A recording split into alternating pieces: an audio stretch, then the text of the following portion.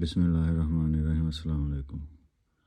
ਕੱਲ੍ਹ ਨਾ ਜੁੰਮਤੁਲ ਵਿਦਾ ਪੜ੍ਹਨ ਗਏ ਹਾਂ ਅਤੇ ਉੱਥੇ ਮਸਜਿਦ ਦੇ ਵਿੱਚ ਇੰਗਲਿਸ਼ ਕੁਰਾਨ ਸੀ। ਅਤੇ ਪਹਿਲਾਂ ਮੈਂ ਸੋਚਿਆ ਕਿ ਯਾਰ ਇੱਥੇ ਇੰਤਜ਼ਾਮੀਆਂ ਨੂੰ ਆਉਂਦੇ ਯਾਰ ਇਹ ਕੁਰਾਨ ਪਾਕ ਦੇ ਦਿਓ। ਫਿਰ ਮੈਂ ਕਿਹਾ ਯਾਰ ਇੰਨਾ ਰਸ਼ ਹੈ, ਇਹਨਾਂ ਕੋਲ ਟਾਈਮ ਹੀ ਨਹੀਂ ਹੋਣਾ, ਅਤੇ ਅੱਲਾ ਦਾ ਘਰ ਹੈ, ਅੱਲਾ ਦੀ ਕਿਤਾਬ ਹੈ, ਚਲੋ ਚੋਰੀ ਕਰ ਲੈਂਦੇ ਹਾਂ। ਅੱਛਾ, ਮੈਂ ਚੋਰੀ ਕਰ ਲਿਆਂਦੀ ਕਿਉਂਕਿ ਮੈਂ ਚਾਹੁੰਦਾ ਹਾਂ ਕਿ ਮੈਂ ਇੰਗਲਿਸ਼ 'ਚ ਵੀ ਪੜ੍ਹਾਂ। ਇਹਦੇ 'ਚ ਹੁਣ ਮੈਂ ਇੱਕ ਹੁਣ ਚੋਰੀ ਦਾ ਤੁਸੀਂ ਆਖੋਗੇ ਤੂੰ ਚੋਰ ਹੈ ਅਤੇ ਫਲਾਣ ਢੰਗਾਣ ਹੈ, ਅੱਲਾ ਨੂੰ ਮੈਂ ਜਵਾਬ ਦੇ ਲਾਂਗਾ, ਤੁਸੀਂ ਮੈਨੂੰ ਮਾफ़ ਕਰ ਦਿਓ। ਅੱਛਾ, ਇਹਦੇ 'ਚ ਜਿਹੜਾ ਨੁਕਤਾ ਲਿਆ ਕੇ ਮੈਂ ਖੋਲ੍ਹ ਕੇ ਪੜ੍ਹਿਆ ਅੱਜ, ਅਤੇ ਜਿਹੜੀ ਗੱਲ ਸਮਝ 'ਚ ਆਈ ਉਹ ਇਹ ਵੀ ਕਿ ਇਹਨਾਂ ਨੇ ਅਰਬੀ ਨਹੀਂ ਦਿੱਤੀ, ਸਿਰਫ ਇੰਗਲਿਸ਼ 'ਚ ਹੀ ਤਰਜਮਾ ਦਿੱਤਾ ਹੈ।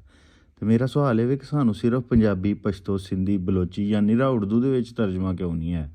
ਉੱਤੇ ਅਰਬੀ ਲਿਖੀ ਹੁੰਦੀ ਹੈ, ਠੀਕ ਹੈ, ਮੈਂ ਨਹੀਂ ਆਉਂਦਾ ਕਿ ਉਹ ਨਾ ਹੋਏ, ਉਹ ਵੀ ਹੋਣਾ ਚਾਹੀਦਾ, ਲੇਕਿਨ ਨਿਰਾ ਵੀ ਕੁਰਾਨ ਪਾਕ ਦਾ ਤਰਜਮਾ ਸਾਡੀ ਜ਼ੁਬਾਨ 'ਚ ਹੋਣਾ ਚਾਹੀਦਾ। ਕਿਉਂਕਿ ਮੈਂ ਹੁਣ 20 ਰਮਜ਼ਾਨ ਨੂੰ ਕੁਰਾਨ ਪਾਕ ਖ਼ਤਮ ਕਰ ਲਿਆ ਸੀ, ਅਤੇ ਮੇਰਾ ਇਰਾਦਾ ਸੀ ਕਿ ਮੈਂ ਇੱਕ ਵਾਰੀ ਪੰਜਾਬੀ ਤਰਜਮਾ ਕੁਰਾਨ ਦਾ ਪੜ੍ਹਾਂ, ਕਿਉਂਕਿ ਮੇਰੇ ਕੋਲ ਪੰਜਾਬੀ ਤਰਜਮੇ ਵਾਲਾ ਹੈ। ਲੇਕਿਨ ਉਹ ਮੈਂ ਜਦੋਂ ਖੋਲ੍ਹਣਾ ਮੈਨੂੰ ਨਾ ਅਹਿਸਾਸੇ ਜੁਰਮ ਹੁੰਦਾ ਕਿ ਯਾਰ ਮੈਂ ਅਰਬੀ ਛੱਡ ਕੇ ਪੰਜਾਬੀ ਪੜ੍ਹ ਰਿਹਾ।